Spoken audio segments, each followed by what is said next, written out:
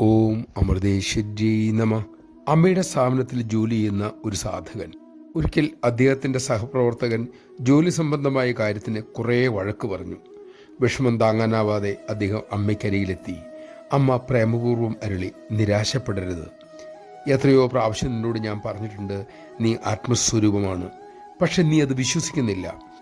നീ നിന്റെ മനസ്സും ശരീരവുമായി താതാത്മ്യം പ്രാപിച്ചു കഴിയുകയാണ്. അതുതന്നെയാണ് ദുഃഖത്തിനും നിരാശയ്ക്കും ഡിപ്രഷനും കാരണം. നമഃശിവായ. ചിന്തനീയമല്ലേ ഈ രംഗം? എത്രയോ പ്രാവശ്യം അമ്മ നമ്മളോട് പറഞ്ഞു, നാം ഓങ്കാരപ്പൊരുളാണ്, ഓമന മക്കളാണ് എന്നൊക്കെ. പക്ഷെ നമുക്ക് അത് ഇപ്പോഴും വിശ്വസിക്കാൻ പറ്റുന്നുണ്ടോ? അമ്മ കള്ളം പറയില്ല എന്നെങ്കിലും നമുക്ക് നമ്മുടെ മനസ്സിനെ പഠിപ്പിച്ചു കൂടെ? നാം അമ്മയുടെ മക്കളാണ്, അമൃതാനന്ദമയിയുടെ സന്താനങ്ങൾ. അതുകൊണ്ട് തന്നെ അമൃതം പോലെ കഴിയേണ്ടവരുമാണ് നമ്മൾ. നമുക്കതിന് സാധിക്കട്ടെ.